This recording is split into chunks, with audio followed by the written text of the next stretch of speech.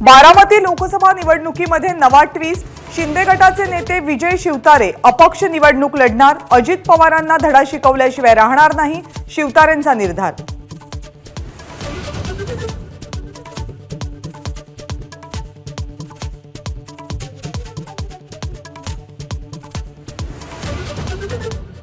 बारामतीमध्ये अजित पवारांविरोधात नाराजी। सुनेत्रा पवारांना मतदान झालं नसतं। आमदार विजय शिवतारेंचं वक्तव्य।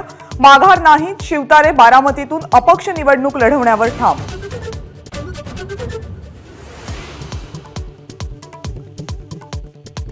भाजपची दुसरी यादी आज घोषित होण्याची शक्यता। महाराष्ट्रामधून किमान 13 ते 14 नावं जाहीर होणार।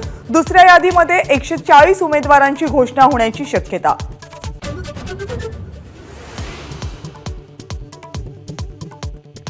नाशिक लोकसभेची निवडणूक शांतिगिरी महाराज महाविकास आघाडीकडून लढवण्याची शक्यता। श्रीकांत शिंदे यांनी हेमंत गोडसेंचं नाव जाहीर केल्यामुळे शांतिगिरी महाराज नाराज।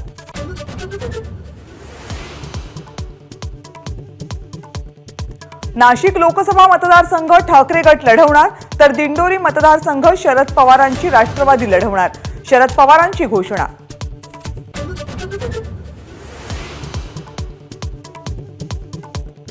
राहुल गांधींचा मालेगावमध्ये रोड शो। मालेगावमधील संबोधनातून राहुल गांधींचा पंतप्रधान नरेंद्र मोदींवर निशाणा।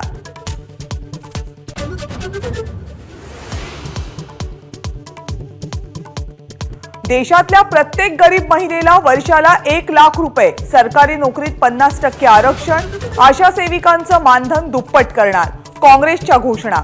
तर महिला न्याय गॅरंटी ऐतिहासिक, राहुल गांधींची स्तुतीसुमनं।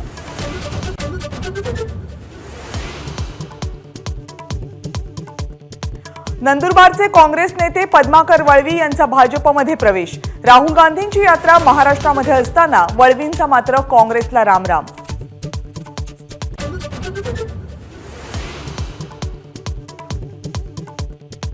पुण्यातील माजी मनसे नेते वसंत मोरे यांना काँग्रेस आणि अजित पवार गटाकडून ऑफर।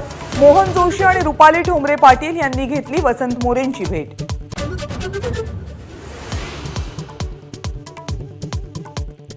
शेतकऱ्यांना हमीभाव देण्याचं आश्वासन नरेंद्र मोदींनी पूर्ण केलंच पाहिजे।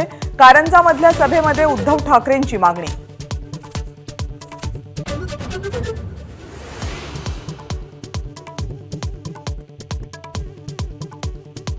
मुंबईतल्या 8 रेल्वे स्थानकांची ब्रिटिशकालीन नावं बदलणार। स्थानकांची नावं बदलायला मंत्रिमंडळाची मंजुरी।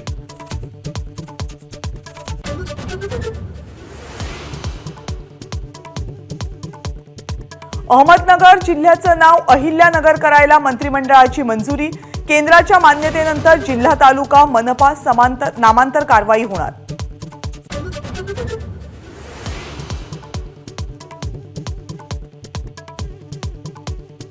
नवतंत्रज्ञानाचा समावेश असलेल्या मराठी भाषा धोरणाला मंत्रिमंडळाची मंजुरी। पुढच्या 25 वर्षात मराठीला ज्ञान आणि रोजगाराची भाषा प्रस्थापित करण्याचं उद्दिष्ट।